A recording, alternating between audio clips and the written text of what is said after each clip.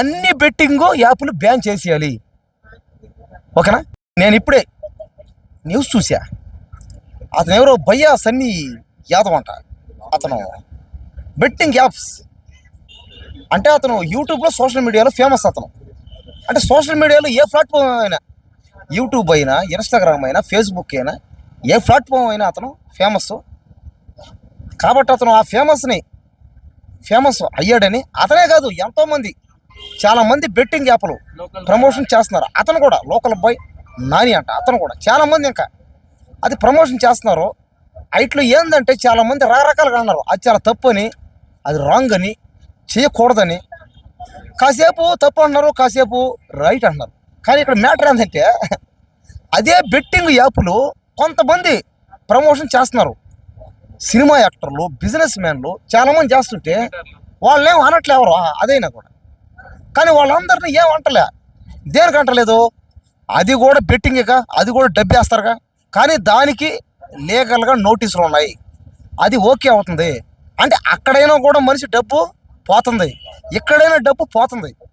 కాబట్టి ఇక్కడ మ్యాటర్ ఏంటంటే అవి మాత్రం గవర్నమెంట్ తగ్గట్టు అవి సీసీ కెమెరాల టైపులో 24 hours అయ్యి అబ్జర్వేషన్ అవి రియాలిటీ బెట్టింగ్ యాప్లు అంటున్నారు. ఇవి మాత్రం ఫేక్ అంటున్నారు.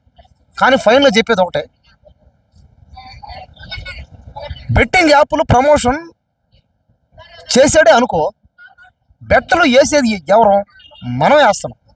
బెట్ట వేసే ముందు మనకు అర్థమవుతుంది క్లారిటీగా, అరే మన డబ్బు పోతుంది వస్తుందని. మరి వేయడం మనదే తప్పు. కాబట్టి వాళ్ళని అరెస్ట్ చేయడం తప్పేది. ఎవరిని? బెట్టింగ్ యాప్లు ప్రమోషన్ చేసిన వాళ్ళని అరెస్ట్ చేయడం తప్పే. దేనికి?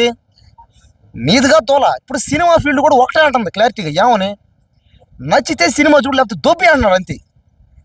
మొన్న ఆయన ఎవరు ప్రొడ్యూసర్, ఆయన పెద్ద ప్రొడ్యూసర్ ఎవరు, దిల్ రాజు వాళ్ళ అల్లుడు అంటే ఎవరు, అతను పెట్టి ఒక సినిమా తీస్తే ఆ సినిమా బాగలేదు అంటే అతను అన్నాడు ఒకటే మాట, నచ్చితే చూడలేదు దొబ్బి అన్నాడు అంతే. అదేవిధంగా బెట్టింగ్ యాప్ కూడా అలాగే అంటున్నాడు, ఆడితే దొబ్బి అన్నాడు. నువ్వు జలబట్టి మనం వేస్తున్నాం, సినిమా కూడా అలాగే పోతున్నాం తోలబట్టి. కాబట్టి ఏంటంటే బెట్టింగ్ యాప్లు ప్రమోషన్ చేయడం అది కరెక్టేది. చెప్పేవాడు ఏమని అంటాడు. ఇంకా ఆ లెక్కని చెప్తే సినిమా ఫీల్డ్లో రకరకాలుగా రొమాన్స్లని, రొమాంటిక్లని తొడలు దాకా పట్టలేడు, రాంగే కది. మరి దాన్ని మనం ఏం అంటలేదే, అది కూడా రాంగేగా. మనక్కో మన చెల్లు మన తల్లు చేస్తే అట మనం అవుతాం కదా. కాబట్టి ఏంటంటే బెట్టింగ్ యాప్లు ఏదైనా సరే ప్రమోట్ చేయడం రాంగే. కాబట్టి అన్ని బెట్టింగ్ ఆపేయాల. అప్పుడు వాళ్ళని బొక్కలు వేస్తే ఓకేది. అంతేగాని కొన్ని బెట్టింగ్ యాప్లు ఓకే అని చెప్పి వీటిని రాంగ్ అని చెప్తే అది రాంగ్, అది కరెక్ట్ కాదు. అది డబ్బు ఎక్కడ పోయినా డబ్బే కాబట్టి పోతుంది. కాబట్టి ఏంటంటే ఏ బెట్టింగ్ యాప్ని ప్రమోషన్ చేయనివ్వకూడదు, అప్పుడు మాత్రం వాళ్ళని జైల్లో పెట్టాలి.